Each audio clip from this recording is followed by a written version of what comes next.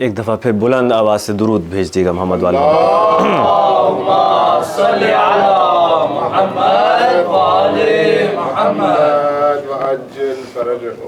اعوذ باللہ من الشیطان الرجیم بسم اللہ الرحمن الرحیم الحمد للہ رب العالمین بارئ الخلائق اجمعین الصلاۃ والسلام علی عبد اللہ ورسولہ وحبیبہ وصفیہ وحافظ سرہ ومبلغ رسالاتہ سیدنا و نبینا و مولانا ابی القاسم محمد صلی اللہ علیہ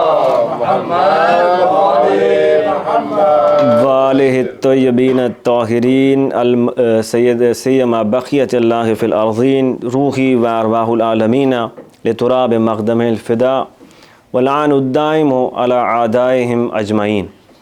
شکر پروردگار عالم کا کہ ایک اور ماہ محرم ہمیں نصیب ہوا۔ دعا کرتے ہیں بارے اللہ تجھ سے ہمارے قلوب کو، ہماری اس مجلس کو نور محبت و مودت و معرفت و اطاعت اہل بیت سے منور فرماتے ہیں۔ بارے اللہ تجھ سے سوال کرتے ہیں کہ اپنے خلیفہ اور ہمارے امام کے نور کی ایک خاص کرن، مولا کی ایک نظر کرم ہمارے شامل حال فرما۔ ایک دفعہ درود بھیج دیے گا محمد وال محمد۔ اللہم صلی علی محمد وآل محمد۔ آخر میں توسل ہے سیدہ کونین کی بارگاہ میں کہ شہزادی اپنے بچوں کے ذکر و فکر میں ہماری امداد فرمائیں۔ ایک ہدیہ درود بی بی کی بارگاہ میں۔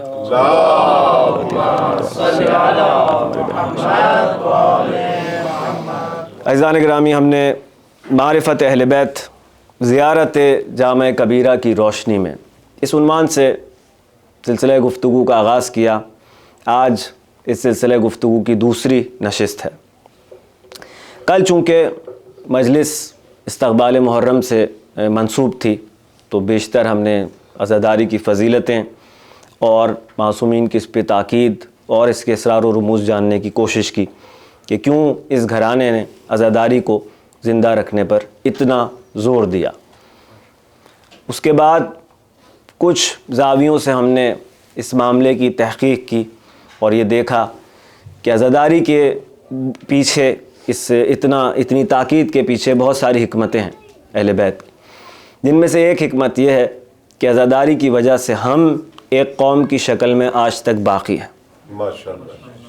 عزاداری نے ہمیں ایک قوم کی شکل میں زندہ رکھا ہوا ہے۔ تمام تر مشکلات کے باوجود ہجرتیں ہو رہی ہیں، ہوتی رہی ہیں، ہوتی رہیں گی۔ عزادار جس دنیا میں جس بھی کونے میں جاتے ہیں، ہم یہاں ہزاروں میل دور بیٹھے ہوئے ہیں، کہاں مدینہ اور کہاں اسٹاک ہوم، لیکن اس عزاداری کی برکت سے یہ بکھرے ہوئے پھول آ کر ہمیشہ ایک گلدستے کی شکل میں جو ہے وہ تبدیل ہو جاتا ہے۔ محمد وآل بیت محمد صلوات اللہم صلی پھر ہم نے یہ بھی دیکھا کہ کس طرح سے عزاداری مکتب اہل بیت کی وسعت اور گسترش کا باعث بن رہی ہے، دائرہ پھیلتا جا رہا ہے اور لوگ آ کر اہل بیت سے ملحق ہو رہے ہیں۔ پھر ہم نے یہ دیکھا کہ کیونکہ اللہ نے یہ چاہا ہے کہ اپنے دین کو غلبہ عطا کرے اور خلیفۃ اللہ کے ہاتھ میں اس دنیا کی باغ ڈور جو ہے وہ جلد از جلد آ جائے، تو اس کے پیچھے جو حکمت ہے وہ یہی ہے کہ خلیفۃ اللہ جب جب انسانوں کے درمیان رہا تو لوگوں نے اس کو یا تو شہید کر دیا یا اس کو وہ مقام نہیں دیا کہ جو اس کا مقام تھا۔ جب 13 معصومین کو شہید کر دیا گیا تو پروردگار نے کہا کہ 14ویں کے لیے اب میری حکمت عملی یہ ہے کہ وہ پردے کے پیچھے رہ کر کام کرے گا۔ ٹھیک ہے، یہیں سے ایکٹیو غیبت کی بات ہو رہی تھی، اشارہ دیا ہم نے کہ غیبت طولانی اس لیے ہے کیونکہ کام بہت زیادہ ہے امام کا اور وہ کام کر رہے ہیں مسلسل ایکٹیولی۔ تو عزاداری ایک وسیلہ ہے سرکار حجت ابن الحسن کا، ہم صلی علی عجل فرجہم، کہ جس کے ذریعے سے جو ہے وہ ظہور کا راستہ ہموار ہو رہا ہے۔ ٹھیک ہے، یہاں تک جو ہے وہ کل کی گفتگو کا خلاصہ تھا. آج اپنے موضوع کی طرف آئیں گے انشاءاللہ اور اس سلسلے میں گفتگو کریں گے. زیارت جامعہ مشہور ترین شیعوں کی جو زیارتیں ہیں مکتب اہل بیت کے اندر موجود، ان میں سے ایک زیارت ہے زیارت جامع کبیرہ کے عنوان سے. اب بزرگ تو ظاہر واقف ہیں، یہ میرے دوستوں جوانوں کے لیے زیادہ یہ مطالب ان کے کام آئیں گے. بیک گراؤنڈ اور سند اس زیارت کی کیا ہے کہ امام علی نقی علیہ السلام کے اللہم صلی علی وجل فرجہم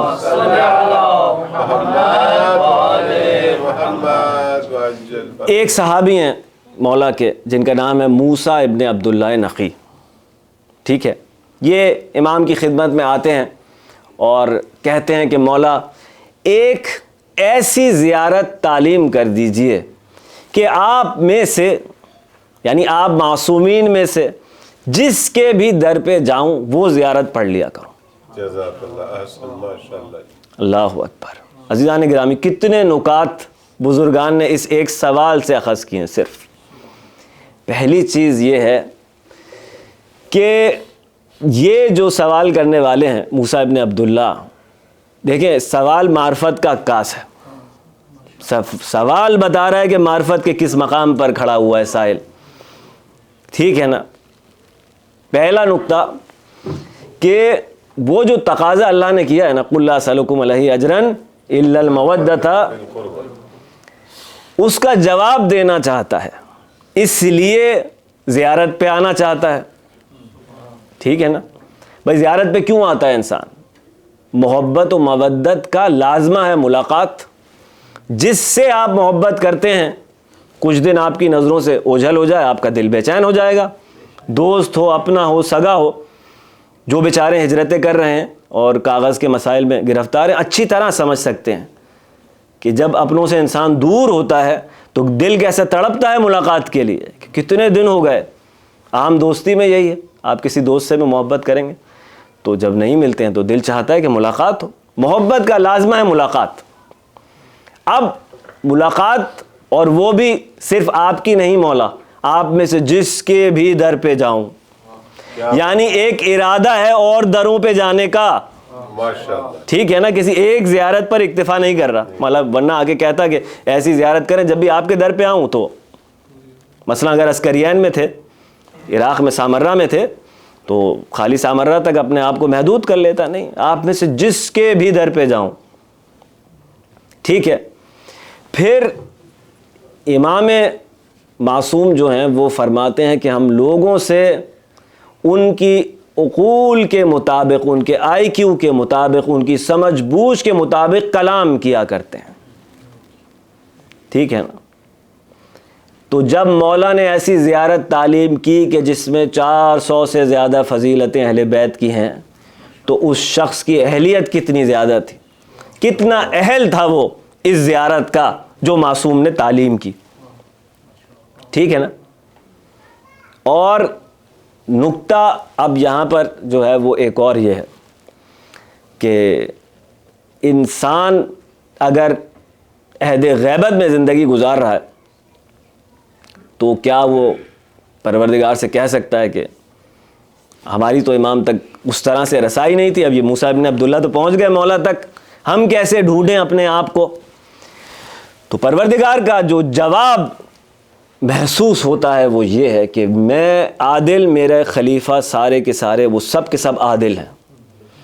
تم اپنے آپ کو اہل بناؤ، تعلیم و تربیت کی ذمہ داری ہماری ہے. احسنتم، ماشاءاللہ. غیبت اس بات کی دلیل نہیں ہے کہ تمہیں تعلیم اس وجہ سے نہیں دے سکے ہم کہ ہم غیبت میں تھے. نہیں. ٹھیک ہے نا. عدالت کا تقاضا یہ کہ محبوب جس محب جو ہے وہ جس دور میں بھی زندہ ہو، اگر وہ اہل ہے تو امام اس کو تعلیم دیں. بات پہنچ رہی ہے کہ کیا سمجھانا چاہ رہا؟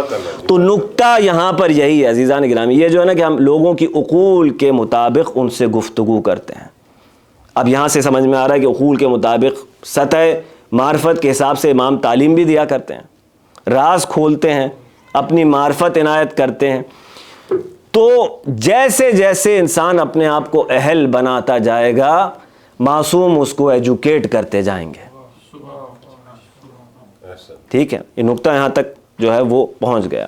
اب جو ایک اور نقطہ ہے وہ یہ ہے کہ سوال کرنے والے نے سوال ایسا کیا کہ معرفت کا در تو کھلا، در ایسا کھلا کہ محشر تک کے لیے چاہنے والوں کے لیے وہ بیس بن گئی معرفت کی. اتنے بڑے بڑے علماء نے اس کی تفسیر و تشریح کرنے کی کوشش کی ہے زیارت جامعہ کی. ہر دور میں بڑے بڑے نام ہیں، اب نام تو بہرحال کیا لینا، لیکن علماء جستجو کر رہے ہیں اس کے اندر کہ یہ کیا معرف کا سمندر ہے زیارت جامع کبیرہ. ٹھیک ہے، اب مسئلہ سارا یہ ہے کہ اگر انسان جو ہے وہ فقط الجھا رہے دنیاوی مسائل میں اور مادی مسائل میں، تو اس کے سوال بھی وہیں تک محدود ہوتے ہیں، وہیں تک لمیٹڈ ہوتے ہیں. کچھ ہمیں الجھا دیا گیا ہے اور کچھ ہم الجھ گئے ہیں اس کے اندر. اتنے زیادہ ہم انگیج ہو گئے ہیں ان فکروں میں کہ معرفت اہل بیت کی طرف تو ہمارا دھیان جب جائے گا جب ہم ان مسائل سے باہر نکلیں گے. روٹی کپڑا مکان میں ہمیں جو ہے وہ بیسک نیسیسٹیز میں ہمیں اتنا بزی کر دیا. خاص طور پہ یہ جو پوسٹ انڈسٹریل ریولوشن ایرا ہے جس میں ہم زندگی گزار رہے ہیں، کانسیپٹ آف جاب ہے، اس میں انسان کے پاس واقعی وقت کم ہے. اقبال کا شعر کہتے ہیں نا، عصر حاضر وہ ملک الموت ہے تیرا جس نے، عصر حاضر وہ ملک الموت ہے تیرا جس نے، قبض کی روح تیری دے کے تجھے فکر معاش. اللہ اکبر. اب موسیٰ ابن عبداللہ جیسی ہستیاں وہ ہیں جو ان فکروں سے ایسا محسوس ہوتا ہے کہ یہ باتیں تو مولا ہیں، مولا دے سکتے ہیں سب کچھ، اور حق ہے کہ مشکل کشا سے آدمی تقاضا بھی کرے، لیکن یہیں تک محدود نہ رہے، آگے بھی تو سوچے آدمی. 4 دن کی زندگی ہے، ساری فکریں جو یہیں تک محدود ہیں، نہیں، اس سے آگے سوچنے کی ضرورت.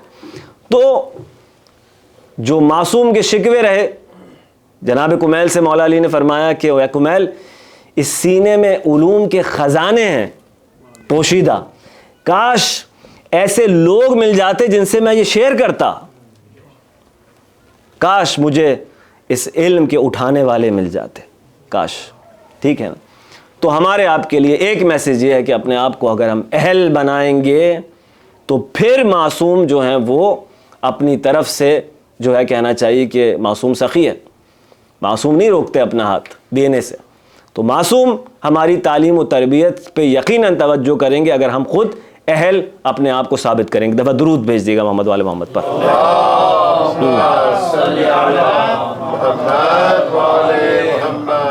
اب بڑے بڑے علماء نے، شیخ صدوق ہوں، شیخ طوسی ہوں، علامہ مجلسی ہوں، انہوں نے اس کی سند پر جو ہے وہ اعتبار کیا کہ نہیں، محکم سند ہے اور انتہائی کریڈیبل جو ہے وہ زیارت. کچھ انسیڈنٹس ایسے ہوئے جنہوں نے کہنا چاہیے اس سند کے اوپر بھی مہر لگا دی، اس کی حقانیت پر زیارت کی مہر لگا دی. کس طرح؟ ایک واقعہ جو علماء ہمیشہ اس سلسلے میں نقل کرتے ہیں وہ ہے علامہ مجلسی کا واقعہ. ٹھیک ہے، علامہ مجلسی کہتے ہیں کہ میں کہاں ہوں؟ نجف میں ہوں، مولائے کائنات کے حرم میں نجف میں ہوں، اور اچانک مجھ پر ایک خاص کیفیت طاری ہوتی ہے. اب میں اس کیفیت میں، جس کو بزرگان مکاشفہ کہتے ہیں، اور دوستوں کی آسانی کے لیے نہ سو رہا ہوں نہ جاگ رہا ہوں، خواب اور بیداری کے درمیان، سم ویئر بٹوین سونا اور جاگنا. ٹھیک ہے نا، سلیپ اینڈ اویکننگ اسٹیٹ جو ہے آپ کی، ان دو اسٹیٹ کے درمیان ہوں، اور میں دیکھ رہا ہوں کہ میں سامرہ میں ہوں. ایکچوئل میں نجف میں ہوں، مگر اس خاص کیفیت میں جا کے میں دیکھ رہا ہوں کہ میں سامرہ میں ہوں. کہاں ہوں سامرہ میں؟ حرم امام عسکری میں. ٹھیک ہے، اور وہاں میں یہ دیکھ رہا ہوں کہ سرکار صاحب الزمن میرے سامنے کھڑے ہوئے.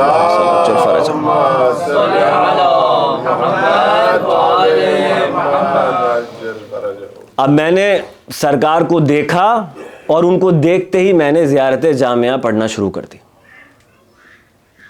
پوری زیارت جامعہ میں نے مولا کو، اگر ہو سکے تو تھوڑی سی کھڑکی کھول دیں گے آپ ونڈو تو فریش ایئر تھوڑی سی آ جائے گی، گرم محسوس ہو رہا ہے. ایک درود بھیج دیے گا محمد والے محمد.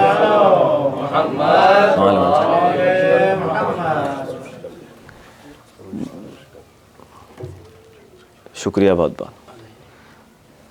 ایک دفعہ بآواز بلند صلوات. Thank you. بس ٹھیک ہے.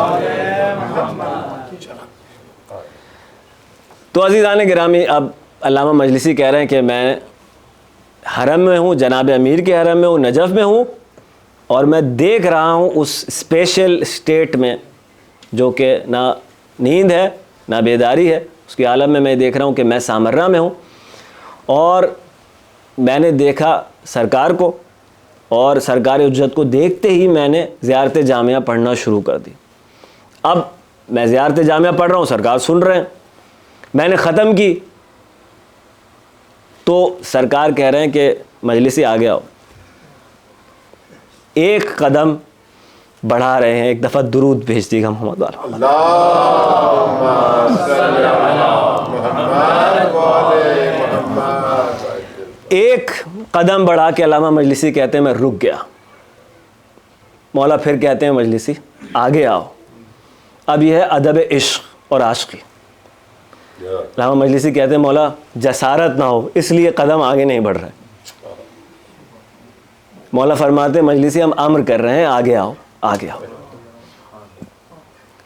اپنے پاس بٹھاتے ہیں علامہ مجلسی کو، اور اس کے بعد کاندھے پر ہاتھ رکھتے ہیں محبت سے. کیا مقام ہے نستیوں کے عزیزان گرامی جنہوں نے زندگیاں وقف کی ہیں اہل بیت کے لیے. تو یہ محبت ہمیشہ دو طرفہ ہوتی ہے. ایسے کیسے ہو سکتا ہے کہ اہل بیت ان کو نظر انداز کر دیں؟ محبت کا جواب محبت. تو کاندھے پر ہاتھ رکھ کر مولا فرماتے ہیں نعمت زیارہ، یعنی اردو میں، آسان اردو میں، کیا اچھی زیارت ہے. صحیح آگا، کیا اچھی زیارت. تو علامہ مجلسی کہتے ہیں میں اشارہ کرتا ہوں سرکار علی نقی علیہ السلام کی قبر کی طرف، کہتا ہوں مولا آپ کی جد کی تعلیم کردہ ہے. تو مولا تائید کرتے کہ ہاں یہ بات درست ہے. ٹھیک ہے. ایک تو یہ ہو گیا واقعہ جو اس کی سند کے طور پہ زیارت جامعہ کی بیان کر. دوسرا بہت ہی دلچسپ سید رشتی کا واقعہ ہے. ایران کا شہر ہے آج رشت، وہاں کے ایک سید تھے جو تاجر تھے. ان کا واقعہ دوسرا ہے جو ہمیشہ زیارت جامعہ کی جو سند ہے کہہ لیں اس کو اسٹرینگتن کرنے کے لیے اب ہمیشہ بیان ہوتا. اب یہ سید رشتی کیا ہیں؟ یہ بزنس مین ہیں اور تاجر ہیں. ان کو حج پر جانا تھا. رشت یہ نکلے، تبریز آئے، اور حج کے قافلے ان کو نہیں مل رہے تھے. کوئی ایسا قافلہ نہیں مل رہا تھا کہ جس کو جوائن کر لیں. تبریز آئے، ایک صاحب سے وہاں ملاقات کی. تو وہ جو آگئے تبریزی تھے انہوں نے ایک قافلے کا ریفرنس دیا اور کہا کہ دیکھو یوں آپ جائیے گا، مثلا گائیڈ کیا، اور وہاں جا کے قافلہ اس کو جوائن کر لیں. آپ تیزی سے جائیں اور اس کو جوائن کر لیں. ٹھیک ہے. اب یہ کہتے ہیں کہ میں نے وہاں سے سفر شروع کیا، اور کرتے کرتے جو ہے وہ ایک مقام پر میں پہنچا جہاں کے لیے انہوں نے فرمایا تھا کہ اس کے آگے منزل خطرناک ہے، تو جتنی جلدی ہو سکے اس منزل کے بعد بس آپ لیٹ نہیں کیجیے گا، فوراً جا کے مل جائیے گا.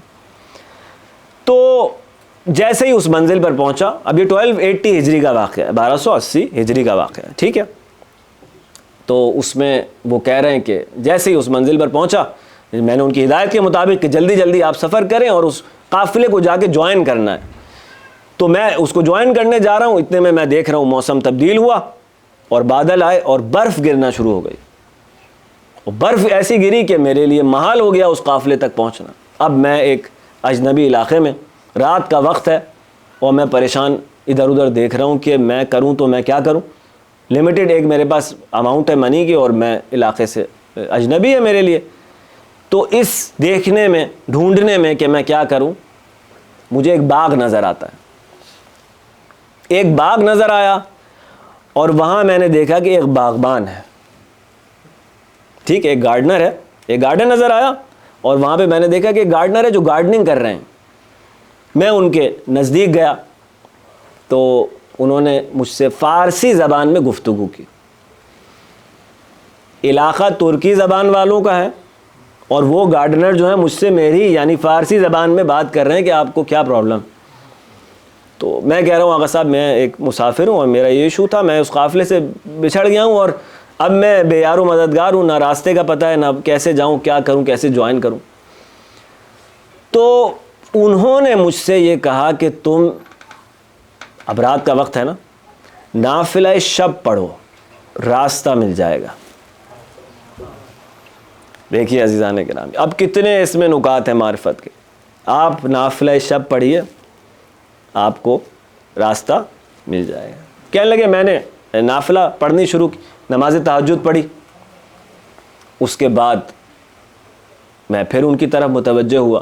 انہوں نے مجھ سے کہا کہ آپ ابھی تک گئے نہیں. میں نے کہا آقا صاحب میں تو مسافر ہوں اور میں راستے سے میں نے آپ کو بتایا تھا کہ مجھے معلوم نہیں ہے, تو اس لیے میں کہاں جاؤں. تو انہوں نے کہا کہ اچھا آپ ایسا کیجئے کہ زیارت جامعہ پڑھیے. ٹھیک ہے, زیارت جامعہ پڑھیے. اب سید رشتی کہتے ہیں کہ زیارت جامعہ تو مجھے یاد ہی نہیں ہے, لیکن ادھر انہوں نے حکم دیا اور میں نے پڑھنی شروع کر دی. جیسے کہ مجھے حفظ ہے زیارت, اتنی طویل زیارت ہے عزیزان گرامی, یاد کرنا آسان نہیں ہے اس کو. وہ کہتے ہیں مجھے نہیں یاد تھی, ادھر امام نے حکم دیا. امام تو اب میں کہہ رہا ہوں, بزرگان احتیاط کرتے ہیں کہ آیا خود سرکار تھے یا سرکار کی جو غیبت میں مشینری ہے پوری, ہیلپ کا جو میکینزم ہے, ہمیں نہیں پتہ شہداء ہیں یا کچھ نارمل افراد آن ڈیوٹی ہوتے ہیں جو ہمارے آپ کے درمیان زندگی گزار رہے ہیں یا کیا ہے. اب یہ بزرگان ان اسرار سے پردہ اٹھائیں. لیکن بہرحال جو بھی ہستی وہ تھی, انہوں نے کہا کہ آپ جامعہ پڑھیے. کہنے لگے میں نے جیسی انہوں نے حکم دیا میں نے زیارت جامعہ پڑھنا شروع کر دی. زیارت جامعہ پڑھ لی, اتنے میں وہ تمام کی. تھوڑی دیر بعد وہ پھر تشریف لے آئے میرے پاس اور کہنے لگے کہ آپ ابھی تک گئے نہیں. تو کہنے لگے اب کی دفعہ جو ہے میں نے رونا شروع کر دیا. میں نے کہا آقا صاحب میں واقعی جو ہے وہ مجھے راستہ نہیں معلوم, تو میں کس طرح سے جاؤں. تو کہنے لگے اچھا آپ عاشورہ پڑھیے, زیارت عاشورہ پڑھیے. کہنے لگے وہ بھی مجھے نہیں یاد تھی, لیکن ادھر انہوں نے امر کیا, ادھر میں نے پڑھنا شروع کر دی اور پوری زیارت عاشورہ پڑھی دعائے علقمہ کے ساتھ. اللہ اکبر. تو اب اس کے بعد جب وہ آئے تو انہوں نے کہا کہ اب جو ہے وہ خلاصہ کروں کہ میں آپ کو لے کر چلتا ہوں. کہنے لگے کہ ان کے پاس سواری تھی, انہوں نے خود سوار ہوئے. اس کے بعد انہوں نے کہا کہ آئیے میرے پیچھے سوار ہو جائیے. سوار ہو گئے. اب کہنے سوار ہو گئے تو وہ جو اس کی مہار ہوتی ہے, آدمی تھامتا ہے, لگام کہتے ہیں اس کو, ہم کیا کہیں گے, وہ جو صحیح ہے نا. تو کہہ رہے ہیں میں کوشش کر رہا ہوں کہ میں اس کو چلاؤں, وہ میرے چلانے سے وہ سواری ہل بھی نہیں رہی اپنی جگہ سے. تو آقا نے جو وہ تھی ہستی, انہوں نے میرے ہاتھ سے جیسے ہی لیا اس نے چلنا شروع کر دیا سواری نے. اب وہ چل رہے ہیں میرے ساتھ اور میں یعنی ان کے پیچھے بیٹھا ہوا ہوں اس سواری پہ, اور وہ مجھ سے انتہائی محبت آمیز لہجے میں کہتے ہیں کہ سید آپ نافلہ کیوں نہیں پڑھتے. اس کے بعد 3 مرتبہ فرمایا نافلہ نافلہ نافلہ. پھر اس کے بعد فرمایا کہ آپ زیارت عاشورہ کیوں نہیں پڑھتے. پھر 3 مرتبہ فرمایا عاشورہ عاشورہ عاشورہ. اور اس کے بعد انہوں نے یہ فرمایا کہ سید آپ جامعہ کیوں نہیں پڑھتے. پھر 3 مرتبہ کہا جامعہ جامعہ جامعہ. تو جب یہ گفتگو ہو گئی تمام تو ہم ایک نہر کے نزدیک پہنچے. انہوں نے فوراً اشارہ کیا کہ دیکھو تمہارا قافلہ جو ہے وہ یہ سامنے کھڑا ہوا ہے, اب تم جاؤ اور اپنے قافلے سے جا کے مل جاؤ. کہنے لگے جیسے ہی میں اترا میرے ذہن میں اچانک خیال آیا یہ ترکی زبان بولنے والے علاقے میں فارسی زبان بولنے والا, اور اس کو کیسے پتا کہ میں فارسی زبان ہوں, اور اس کو کیسے پتا میرا قافلہ کون سا ہے اور وہ کس مقام پر ہے. ابھی یہ سارے خیالات میرے ذہن میں آنا شروع ہوئے. میں نے مڑ کر دیکھا تو وہاں پر کوئی نہیں تھا. ایک دفعہ درود بھیج دیجئے محمد والے محمد پر. چل فرج. تو 2 یہ واقعات عام طور سے بزرگان جو ہیں وہ اس زیارت کی سند کی جب گفتگو ہوتی ہے کہ اس کی کریڈیبلٹی کیا ہے, تو یہ 2 واقعات اس کے ساتھ عام طور سے جو ہیں وہ بیان ہوتے ہیں. اب زیارت کا جو پہلا کلمہ ہے, زیارت کا پہلا کلمہ السلام علیکم یا اہل بیت النبوہ. السلام علیکم یا اہل بیت النبوہ. پہلی جو مختصر آج ہم گفتگو کریں وہ سلام کے حوالے سے کریں. سلام کیا ہے؟ ٹھیک ہے، ایک مرتبہ بلند آواز سے درود بھیج دیجیے گا تھوڑا سا.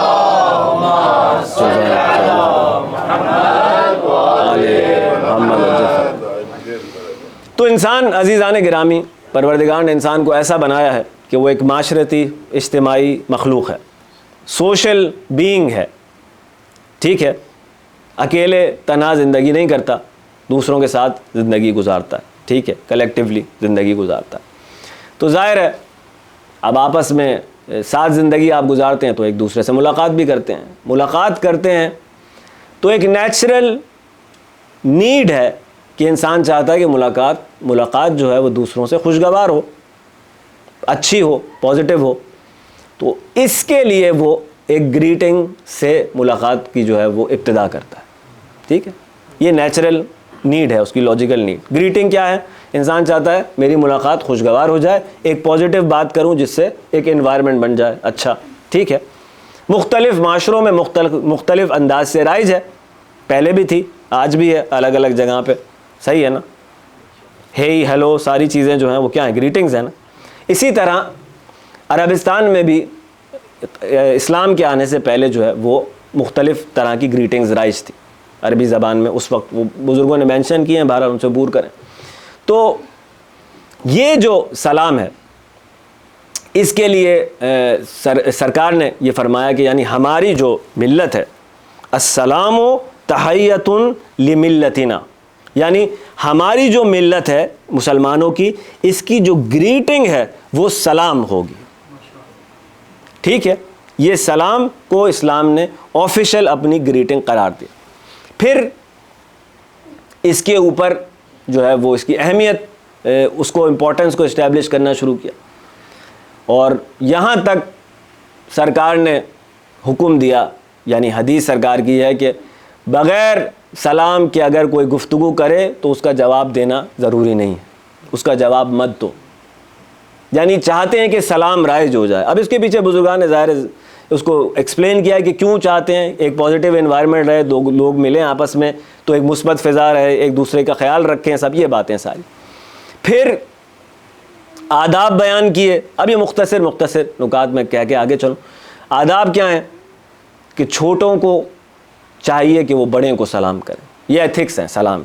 ٹھیک ہے، چھوٹے کو چاہیے کہ وہ بڑوں کو دیکھیں تو سلام کریں. البتہ خود سرکار دو عالم انتظار نہیں کرتے تھے کہ بچہ یا چھوٹا کوئی اگر نزدیک ہے تو وہ سلام کرے، آپ خود ہی پہل کر دیا کرتے تھے. ٹھیک ہے نا؟ لیکن یہ چاہا گیا ہے کہ بچوں کو ہم اپنے تعلیم دیں کہ جب بھی بڑوں کو دیکھیں آپ سلام کریں. ٹھیک ہے، ایک تو یہ ہو گیا. پھر راہ چلنے والا کہنا چاہیے، جو راہگیر ہے اس کو ہم اردو میں کہتے ہیں، جو چل رہا ہے، اور وہ جو لوگ پہلے سے بیٹھے ہوئے ہیں، اس راہگیر کو چاہیے، راہ چلنے والے کو چاہیے کہ جو وہاں پہلے سے موجود افراد ہیں ان کو سلام کریں. ٹھیک ہے، اس طرح مختلف ایتھکس جو ہیں وہ اسلام نے سلام کے بارے میں بتا دیے. پھر سلام کی برکات بتائیں. جیسے قرآن کریم کہہ رہا ہے کہ اپنے گھر میں داخل ہو تو سلام کیا کرو، یہ تمہارے پروردگار کی طرف سے تمہارے لیے ایک نفیس تحفہ ہے. سلام کرو، اپنے گھر میں داخل ہو سلام کرو. حدیث میں بھی یہی معنی ملتے ہیں کہ آپ جیسے گھر میں انٹر ہو سلام کریں. ٹھیک ہے، اب یہ کیا ہے؟ یہ سلامتی اور برکات لے کر آتا ہے آپ کے گھر میں. ایسا عمل کرنا اپنے گھر میں، ایک دوسرے کو بھی بعض اوقات انسان کیونکہ ڈیلی دیکھ رہا ہوتا ہے اس طرح سے عادت نہیں رہتی، لیکن ضروری ہے کہ کلچر بنایا جائے گھر میں، ایک دوسرے کو بھی انسان سلام کیا کرے. ایک دعا ہے مسلسل، اور انشاءاللہ اس پہ ابھی مزید گفتگو ہوگی. برکات بتا دی معصوم نے کہ سلام کے لیے 70 اجر ہیں پروردگار کی طرف سے. سلام کے اندر چھپے ہوئے 70 اجر ہیں، ریوارڈز ہیں پروردگار کے لیے. 69 ریوارڈز اس کے ہیں جو پہل کرے. جزاک اللہ. ماشاءاللہ. دیکھیں کس طرح کا اب معاشرہ پروردگار چاہتا ہے بنانا کہ جو پہل کرے، انیشیٹ کرے. 69 اجر اس کے، ایک اجر جواب دینے والے کا. سمجھ میں آ رہی ہے اہمیت کتنی زیادہ سلام کو پروردگار نے دی. ایک دفعہ بلند آواز سے درود بھیج دیے گا محمد وآل محمد پر.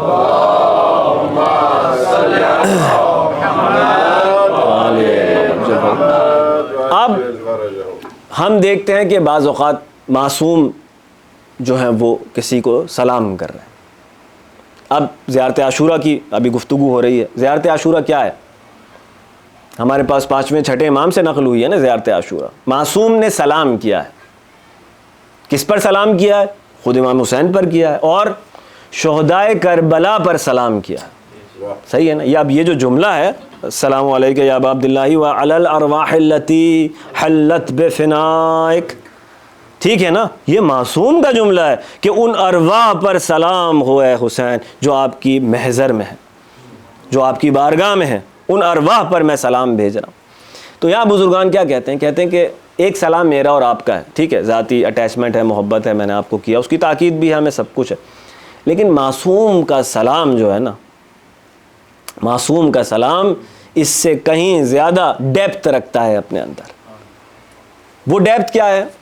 اس کو سمجھنا اس طرح سے ہے کہ کچھ مقامات ہیں، کچھ درجات ہیں، کچھ لیولز ہیں جو لائق سلام ہیں. جو بھی اس لیول پر آ جائے گا وہ لائق سلام ہو جائے گا. ٹھیک ہے نا. اب آپ مثلا اگر آپ ایجوکیشن سے آپ کو بہت رسپیکٹ کرتے ہیں آپ اس کی، تو آپ کہیں یار جو پی ایچ ڈی کا اسٹوڈنٹ مجھے ملتا ہے میری خود بخود رسپیکٹ آ جاتی. اس بندے کی رسپیکٹ شاید اگر آپ کو یہ نہ معلوم ہوتا تو نہیں ہوتی، لیکن آپ کا جو معیار ہے، مثلا اگر آپ ایجوکیشن کی مثال دے رہا ہوں، تو آپ نے کہا کہ پی ایچ ڈی میرے لیے وہ لیول ہے کہ جو خود جو ہے وہ ایک رسپیکٹ کا متقاضی، وہ ڈیزرو کر. معصوم کا معاملہ بزرگان کہتے ہیں کہ یہی ہے. اب اگر معصوم سلام کر رہے ہیں شہدائے کربلا پر، تو شہدائے کربلا اس مقام پر پہنچے ہیں جو مقام لائق سلام. ٹھیک ہے نا عزیزان گرامی. بڑی باریکیاں ہیں اور میرے ساتھ آپ بڑی کلوزلی چلتے رہیں، بس اس منزل کو طے کرنا ہے. اب اگر معصوم کہہ رہا ہے مولا عباس کے لیے، سرکار نے تعلیم کی ہے نا، مولا عباس کی زیارت کہاں؟ معصوم سے نقل ہوئی نا. تو معصوم کہہ رہے ہیں کہ اب آپ نے قمر بنی ہاشم کو سلام کیسے کہنا ہے؟ السلام علیکہ یا ایہا العبد الصالح. ٹھیک ہے، سلام و آپ پر ہے عبد صالح. اب وہ عباس عبودیت محض کے مقام پر جب فائز ہوا ہے، عبودیت کے مقام پر فائز ہوا ہے، اس لیے وہ مقام لائق سلام ہے، تو معصوم اس کو سلام کر رہا ہے. ٹھیک ہے نا. اب خالی چچا ہونا میرٹ نہیں ہے عزیزان گرامی کہ میرے چچا تھے تو میں سلام کر رہا ہوں. معصوم کا سلام اللہ کے حکم سے ہوا کرتا ہے، اور اللہ اس لیے حکم دے رہا ہے کہ عباس لائق سلام ہے. مذاق نہیں ہے، یہ مذاق نہیں، سوچنے کا مقام ہے کہ امام سجاد بیٹھے ہوئے ہیں اور رہائی کے بعد، اور باب حوائج کے فرزند پہ نگاہ پڑتی ہے تو آنکھوں سے آنسو جاری ہو جاتے. یہ خراج تحسین ہے جو امامت پیش کر رہی ہے قمر بنی ہاشم کو. غور کریں عزیزان کرام. اس کے بعد اصحاب نے، ظاہر ہے اصحاب بھی پریشان ہوتے ہیں جب مولا اتنا گریہ فرماتے تھے، تو ایک مرتبہ جملہ فرمایا کہ ہمارے چچا عباس کے لیے ایک ایسا مقام ہے روز محشر کہ جس کو دیکھ کے تمام شہداء رشک کریں گے. عزیزان گرامی، موت میں سب سے بہتر موت شہادت کی موت. ٹھیک ہے، سب سے بہتر موت یعنی سب سے بہتر جو وہاں پہ افراد موجود ہیں بظاہر وہ شہداء ہیں. وہ سب شہداء جس کے مقام پہ رشک کر رہے ہیں وہ ہے عباس کا مقام. برائے خوشنودی شہنشاہ وفا ابوالفضل عباس علیہ السلام بآواز بلند صلوات. اللہ صلی علی محمد آل محمد. تو عباس لائق سلام اس لیے ہے کہ وہ عبد صالح، معصوم کہہ رہے ہیں، اس مقام کو بتا رہے ہیں کہ آپ پر سلام ہو اے عبد صالح. اسی لیے ہر سلام مقام کے حساب سے. آگے کیا کہہ رہے ہیں؟ کیوں عبد صالح ہے؟ المطیع للہ، اے اللہ اور رسول کے مطیع آپ پر سلام. واہ کیا بات. یہ پتہ چلا کہ عبودیت اللہ اور اس کے رسول کی اطاعت کے ذریعے حاصل ہوتی ہے. واہ ماشاءاللہ.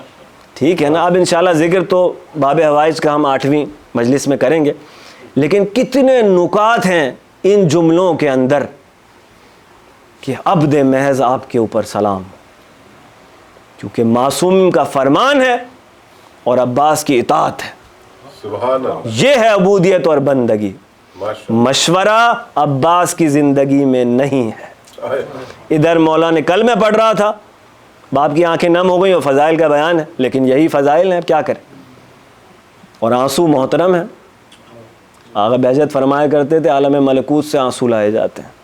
جب در پہ پہنچو معصوم کے، اب زیارت کا بھی ذکر ہے، در پہ پہنچو اذن دخول آپ طلب کر رہے ہو، حدیث میں بھی ہمیں ملتا ہے، آنکھ میں آنسو آ جائے سمجھ لو اجازت مل گئی. آنسو عالم بالا سے لائے جاتے ہیں. اللہ اکبر. بی بی قبول کرے آپ کے آنسو. تو مذاق نہیں ہے کہ اس کی زندگی میں ایک مشورہ نہیں ہے. ادھر مولا کہہ رہے ہیں، کل میں پڑھ رہا تھا کہ سفر کی تیاری کرو، سفر کی تیاری. انشاءاللہ تفصیلات 8ویں مجلس میں. ایک دفعہ بلند آواز سے درود بھیج دیے محمد والے محمد پر. اجل فرج. اب جو مقام ہے، میں کہہ رہا ہوں کہ معصوم مقام کو دیکھ کر سلام کرتے ہیں. معصوم کا سلام میرٹ کے حساب سے ہے. ٹھیک ہے، یہاں تک تو ہم آ گئے. یہی وجہ ہے کہ جب علی اپنے دشمن سے خط و کتابت کر رہے تھے، حاکم شام سے، تو ایک خط کے آخر میں مولا لکھتے ہیں، سلام اس پر جو لائق سلام ہو. واہ کیا بات ہے، ماشاءاللہ. سمجھ رہے ہیں عزیزان گرامی؟ سلام اس پر جو لائق. سلام. اسی لیے اب کتنی مماثلتیں ہیں، بزرگان کہتے ہیں کتنی سملیرٹیز ہیں علی میں اور زینب میں.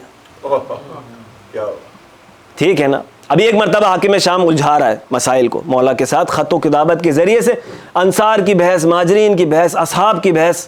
ٹھیک ہے نا. یہ جو اصحاب اور اہل بیت کا سارا معاملہ ہے نا، اگر آپ نے اس کی جڑ میں جانا ہے تو آپ کو امیر شام کو اسٹڈی کرنا پڑے گا. یہ کام اس نے شروع کیا تھا، وہ موجد ہے اس فتنے کا، ورنہ اہل بیت سے مجال نہیں ہے کہ کسی کی کہ ان کا موازنہ کر سکے. ٹھیک ہے نا. تو الجھا رہا ہے مولا کو. ایک مقام پر مولا کہتے ہیں کہ اے آزاد کردہ غلام. کیوں؟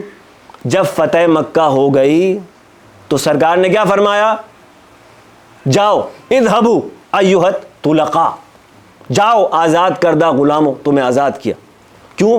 کیونکہ جب قانون یہ ہے کہ جب آپ کسی جگہ کو فتح کرتے ہیں، وہ لوگ جنہوں نے آپ کے آگے سرنڈر نہیں کیا، آپ سے صلح نہیں کی، آپ کے ساتھ کوآپریٹ نہیں کر رہے، آپ سے جنگ کر رہے ہیں، اب جب آپ نے ان کو کیپچر کر لیا، ان کے علاقے کو، اب آپ کا رائٹ ہے کہ وہ سب کے سب آپ کے سلیو بن جائیں گے.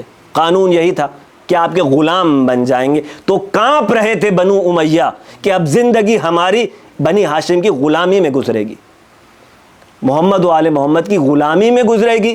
یہ سرکار کا ظرف تھا کہ ان کانپتے افراد کو دیکھ کر کہا جاؤ تم سب آزاد ہو. ان کا اسٹیٹس سلیوری سے نکال کر آزادی پہ رکھ دیا. وہاں مولا علی نے اس کو یاد دلایا کہ اے آزاد کردہ غلام، تجھے انصار اور مہاجرین کی بحث سے کیا کہا؟ نعرہ تکبیر، اللہ اکبر، نعرہ رسالت، یا رسول اللہ، نعرہ حیدری، یا علی، آواز بلند بر محمد و آل بیت محمد صلوات. اللہم صلی علی محمد و آل محمد وجل فرجہم. سمجھ رہے ہیں عزیزان گرامی؟ بات میری پہنچ رہی ہے. یہی کام سیدہ زینب نے کیا، جو بزرگان کہتے ہیں نا وہ وارث تھی علی کی، واقعی وارث تھی. اس بھرے دربار میں جہاں اس نے پورے سفیروں کو بلایا ہے دنیا بھر سے، اپنی شان و شوکت کا روب جما رہا ہے، ٹھیک ہے نا، تخت پر بیٹھا ہوا ہے، اور بظاہر اس نے غلبہ حاصل کیا ہے. بظاہر مولا حسین کو، ان کے انصار کو شہید کر کے وہ یہ ثابت کر رہا ہے وی آر وکٹوریس. ٹھیک ہے نا، ہم نے وکٹری حاصل کی. اس صورتحال میں جب بی بی کو اس سے کلام کرنا پڑا تو بغیر سلام کے کلام شروع کر دیا. عزیزان گرامی نکات دیکھیں آپ کہ کیا نکات ہے. اور استغفار کیا بعد میں اس نے کہ یہ کون ہے کہ جو مجھے بغیر سلام کیے. کیوں سلام کریں بھائی تمہیں؟ جواب وہی ہے کہ سلام اس پر جو لائق सलाम। सुभान। एक दफ़ा दुरूद भेज दीजिएगा मोहम्मद वाले मोहम्मद जिल फरज।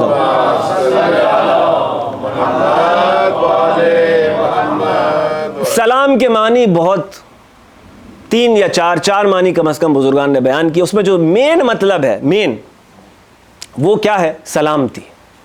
परवरदिगार के अस्माए हुस्ना में से एक अल मलिक अल कुद्दूस अस्सलाम, सही है ना? आपने सब ने वो सुन रखा है जो रमज़ान ट्रांसमिशन में चला करता है, अस्माए हुस्ना कारी पढ़ा करते हैं ईरानी खूबसूरत तरीके से, ठीक है।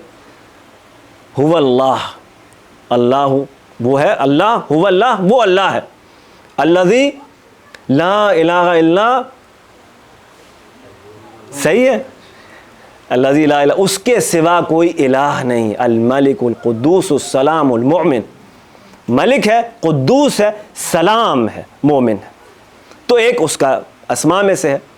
एक मानी बयान किए सुलह के मानी में से, कि अगर सलाम जो है वो सुलह के मानी में भी आया तालीमात इस्लामी के अंदर, लेकिन जो मेन मानी है उसके वो है कि सलामती है, सलामती की दुआ है। सलामती किस तरह की? कि जब आप सलाम कर रहे हैं, अस्सलामु अलैकुम किसी को कह रहे हैं, तो आपके जहन में जो माना होने चाहिए उनमें मेन मानी यही है कि आप सलामती की दुआ कर रहे हैं कि जिस्मानी सलामती हो, आपका जिस्म बीमारियों से महफूज रहे, आपको रूहानी सलामती हो, आप फितना और फसाद से महफूज रहें, वसवासल खन्नास से महफूज रहें। अब तेज़ी से सम करना है क्योंकि दामन वक्त में गुंजाइश कम रह गई है, ठीक है। मेन जो आपका मानी है वो सलामती है, सलामती की दुआ है। तकाज़ा रहमत है दूसरा मानी आपके लिए, जो मेन मान कि खुदा आप पर रहमत नाजिल करे, ठीक है, अपनी रहमत से आपको जो है वो सरफराज करे।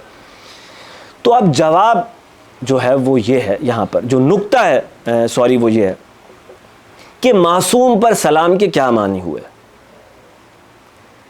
ठीक है ना। अब वो जो खुद सलामती की बुलंदी है, सलामती की इंतहा है, बल्कि ये कहना सही होगा कि वही तो सलामती है।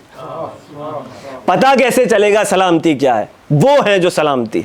अब उन पर सलामती की दुआ से क्या होगा? एक बड़े अच्छे हमारे आशिक दोस्त थे मरहूम, बड़ी अच्छी ताबीर इस्तेमाल करते थे कि बाद लोग सलवात पे या अल्लाहुम्मा कुल्ले वली कल पे एतराज़ करते थे कि भई आप कौन होते हैं इमाम के लिए दुआ करने वाले।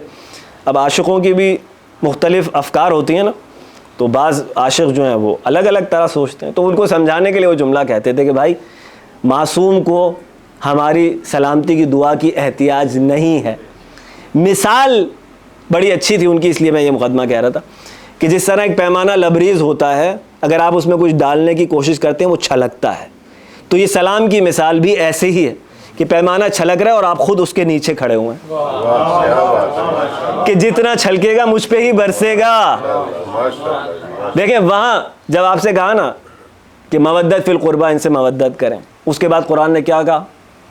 फ़हुवा लकुम, ये मवद्दत का इनको ज़रूरत नहीं है, फ़हुवा लकुम, तुम्हारे लिए मांग रहा हूँ कि तुम्हारे फ़ायदे छुपे हुए हैं, ठीक है।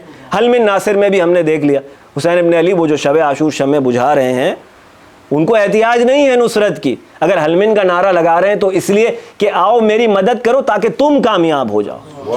अगर हुसैन इब्न अली तन्हा भी जाएगा पूरी कायनात में तो हुसैन कामयाब है।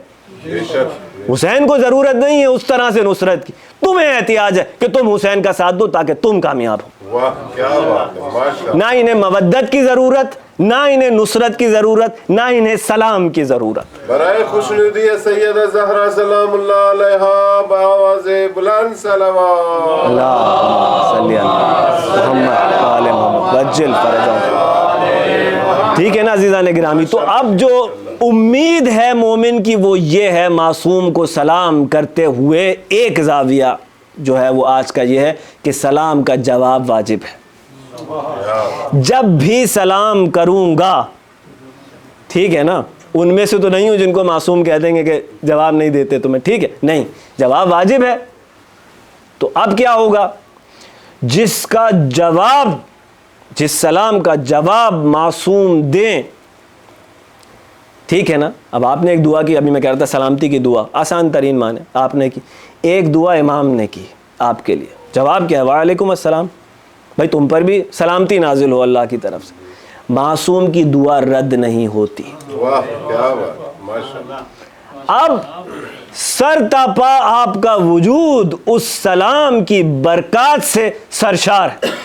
آپ بزرگان کہتے ہیں کہ نہا رہے ہیں ان برکات میں, منور ہے آپ کی روح اگر آپ محسوس کر سکیں. کون لوگ ہیں جو محسوس کرتے ہیں؟ کیا ایسے لوگ ہیں جو سلام کا جواب محسوس کرتے ہیں یا سلام کا جواب سنتے ہیں؟ آغا بہجت فرماتے ہیں کہ اب میں کتنا پڑھوں, اور بہرحال ایک دفعہ درود بھیجیے محمد وال محمد پر.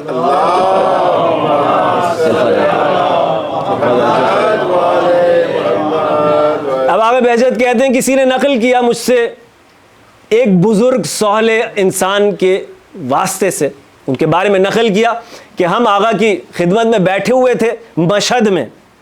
ہم نے, وہ جو آغا نقل کر رہے ہیں وہ کہتے ہیں کہ میں نے دیکھا کہ اس بزرگ نے کھڑکی کھولی, سامنے امام کا گنبد نظر آ رہا ہے, امام رضا علیہ السلام سرکار کا, یہ سلام کرتے ہیں, میں جواب سن رہا ہوں. اللہ اکبر. اور میں تعجب سے کہہ رہا ہوں کہ آغا آپ کو امام جواب دیا کرتے ہیں؟ اللہ اکبر. اور وہ مجھ سے کہہ رہے ہیں کہ آپ کا مرتبہ ہے کہ آپ اس جواب کو سن رہے ہیں.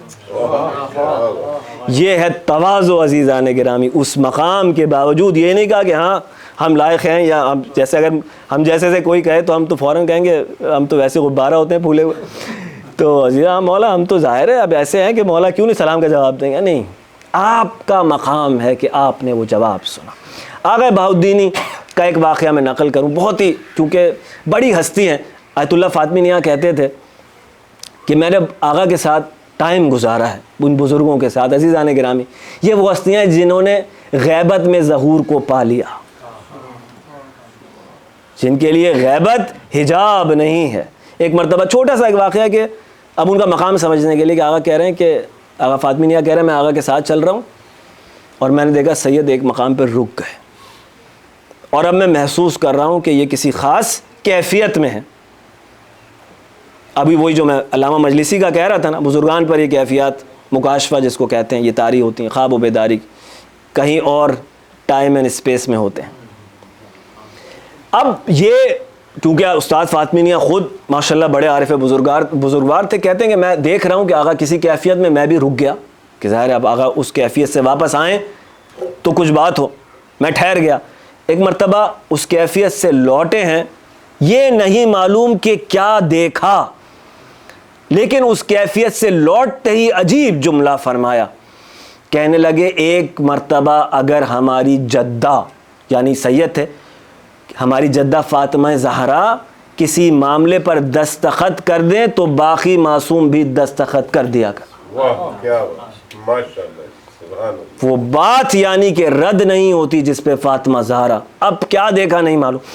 ان کے لیے کہتے ہیں کہ سید بہاؤالدینی کو بعض اوقات لوگ دیکھا کرتے تھے کہ حرم امام رضا میں آتے ہیں, صحن سے ہی لوٹ جاتے ہیں, بعض اوقات اندر زری تک نہیں جاتے.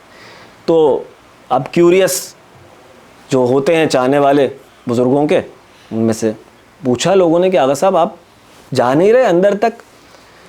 تو فرماتے ہیں کہ آیا تھا زیارت کے لیے, سلام کیا, جواب لیا تو بس جا رہا ہوں.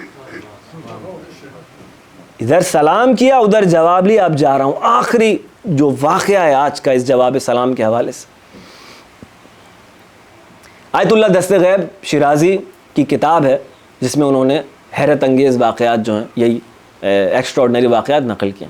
اس میں انہوں نے ایک آیت اللہ میلانی کے حوالے سے واقعہ نقل کیا کہ آغا صاحب کہتے ہیں کہ میں دیکھ رہا ہوں کربلا میں کہ ایک جوان آیا اور سلام کرتا ہے امام حسین کی زری کی طرف دیکھ کر, اور میں دیکھ رہا ہوں کہ امام نے اس کو جواب دیا اور وہ جواب میں سن رہا ہوں. میں حیرت کے عالم میں اس جوان کے پاس گیا اور میں نے اس سے کہا 15 سال سے میں نماز جماعت کروا رہا ہوں کربلا کے اندر, حرم امام حسین میں جماعت کرواتا ہوں, آج تک اپنے سلام کا جواب نہیں سنا. تو نے ایسا کیا کیا؟ تو نے ایسا کیا کیا کہ حسین تجھے جواب دیا کرتے ہیں؟ کہنے لگا میرے ماں باپ ضعیف ہیں, ٹھیک ہے, سفر خود زیارت کے لیے آنے کی توان طاقت نہیں رکھتے ہیں, تو میں نے یہ طے کیا ان سے کہ ہر شب جمعہ ان میں سے کسی ایک کو میں اپنی پشت پر اٹھا کر زیارت کے لیے لے کر آیا کروں. ایک رات جب میں بھوکا تھا, پیاسا تھا, لیکن میں اپنے باپ کو شدید اس حالت میں لے کر آیا زیارت کے لیے. جب واپس گیا نا تو میں نے دیکھا میری ماں رو رہی تھی. ایک مرتبہ میں نے کہا کہ مادر گرامی آپ کیوں اداس ہیں؟ کہنے لگی میرے بچے تیری حالت دیکھ رہی ہوں لیکن میرا دل زیارت کے لیے تڑپ رہا ہے. کہنے لگا مادر گرامی آپ رونا بند کیجئے, میں آپ کو لے کر جاؤں گا. اسی بھوک اور پیاس کی کیفیت میں دوبارہ اپنی ماں کو اپنی پشت پر سوار کروا کے حرم حسین میں لے کر آیا. میری ماں نے مجھے دعا دی تھی کہ جب بھی تو حسین کو سلام کرے اے کاش حسین تجھے جواب دیا. بس یہ میری ماں کی دعا کا اثر ہے کہ حسین مجھے جواب دیا کرتے ہیں. بس عزیزان گرامی, اس رحیم و کریم حسین کا جب ذکر آ گیا تو اب گفتگو کو یہیں پر میں روک دوں.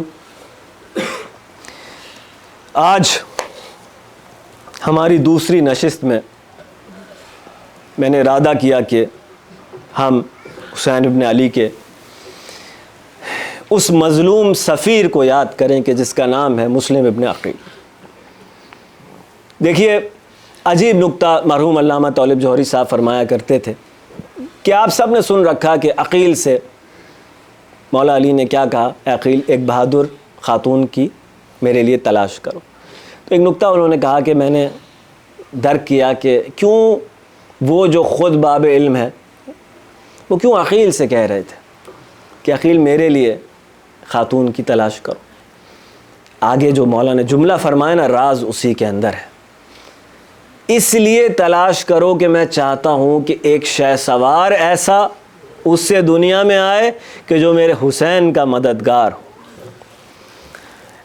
تو یہاں سے پتہ چلتا ہے کہ عقیل کے دل میں کربلا کا مددگار پانے کی جستجو جگا رہے تھے کہ کربلا جب ہوگی اتنا بڑا کام انجام پائے گا, میں اس کے لیے آج سے تیاری کر رہا ہوں. تو عقیل کے دل میں بھی یہ تمنا جاگے اور جاگی. تاریخ نے لکھا کہ ادھر عباس علی کے آنگن میں آئے, ادھر مسلم عقیل کے گھر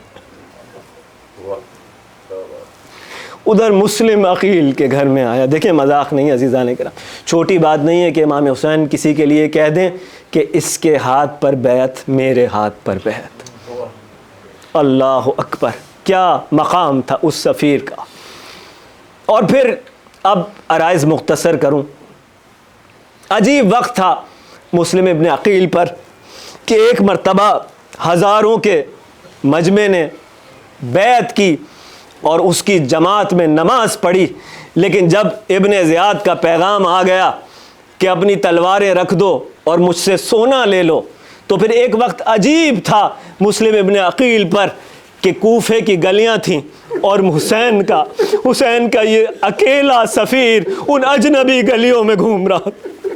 ارے جائے تو کہاں جائے. ایک مرتبہ پیاس نے ستایا تو ایک گھر کے باہر رک گیا, وہاں بیٹھ گیا. ایک ضعیف عورت نکلی, کہنے لگی اجنبی معلوم ہوتے ہو, ارے تمہیں کیا حاجت ہے؟ کہنے لگے پیاس کی شدت ہے, اگر پانی پلا دیجیے تو آپ کا احسان ہوگا. ارے وہ پانی پلا چکی. ایک مرتبہ دیکھ رہی ہے کہ کہیں جا نہیں رہے. ایک مرتبہ اس بڑھیا نے جو سوال کیا, مسلم کی ساری غربت اس سوال کے اندر, کہنے لگی ارے تم اپنے گھر کیوں نہیں جاتے؟ ایک مرتبہ مسلم کہنے لگے اے ضعیفہ, ارے جس کا کوئی گھر نہ ہو وہ جائے تو کہاں جائے. پس عزیزان گرامی, ابن زیاد کے سپاہیوں نے مسلم حسین کے شیر کو دھوکے سے اسیر کر لیا. ایک مرتبہ ابن زیاد کے سامنے پیش ہوئے, دہان سے خون جاری ہے, پانی طلب کیا لیکن ادھر پانی نزدیک لا رہے ہیں, ادھر دہان مبارک سے خون ہے جو اس پانی میں گر جاتا ہے. پھر پانی طلب کیا, پھر اس میں خون مل گیا, پانی نہیں پی پا رہے. ایسا محسوس ہو رہا ہے, مسلم بتلا رہا ہے ارے میرا آقا, جس کا آقا پیاسا شہید ہو وہ کس طرح سے پانی پی لے.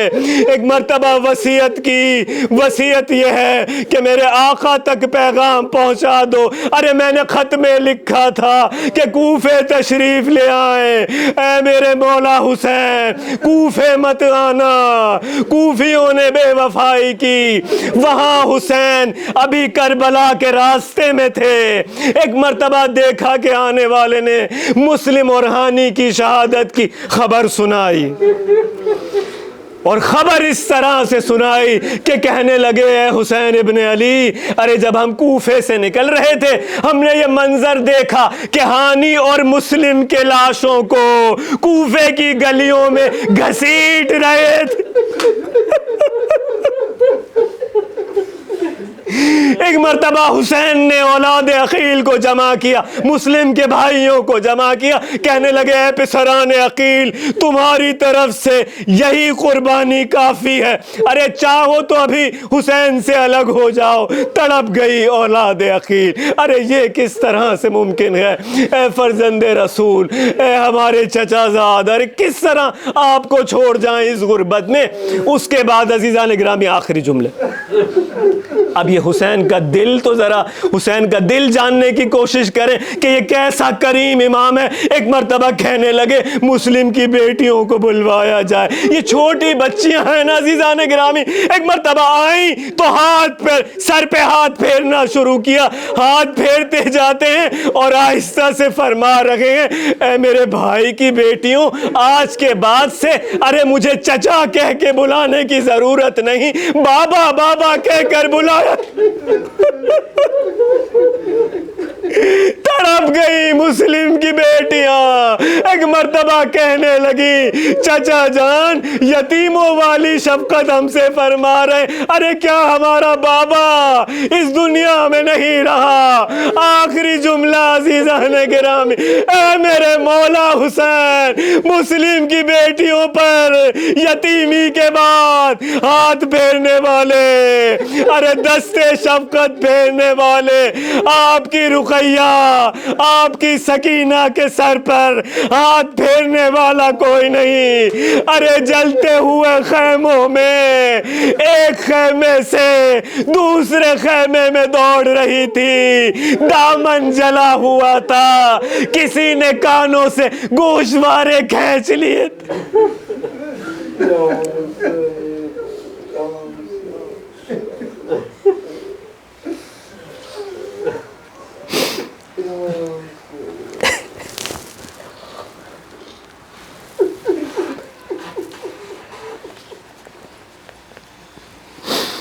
سيعلم الذين ظلموا أي منقلب ينقلبون.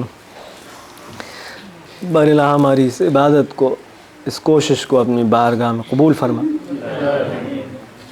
حاضرین محفل کی, بانیان محفل کی, جنہوں نے تیرے حسین کے ذکر کی خاطر زحمت اٹھائی, بار اللہ ان کی اس کوشش کو اپنی بارگاہ میں قبول فرما. تمام حاضرین کی بانیان کی شرعی حاجات کو پورا فرما. ہم میں سے جو بیمار ہیں ان کو شفائے کلی شفائے کاملہ عطا فرما. جو مقروض ہیں ان کے قرضوں کو غیب سے ادا فرما دے. اور اللہ جو والدین اپنے بچوں کے رشتوں کے لیے پریشان, تو یہ واسطہ ہے مسلم ابن عقیل کی غربت کا, ان کی اس مشکل کو غیب سے حل فرما دے. جو فقیر ہیں بار اللہ ان کے فقر کو جو ہے وہ فراقی اور وسعت و کشائی سے تبدیل کر دے. ان کے فقر کو مالداری سے تبدیل کر دے. حضرت حجت کے ظہور میں تعجیل فرما. ہمیں حضرت کے آبان و انصار غلاموں میں قرار دے. ماتم حسین.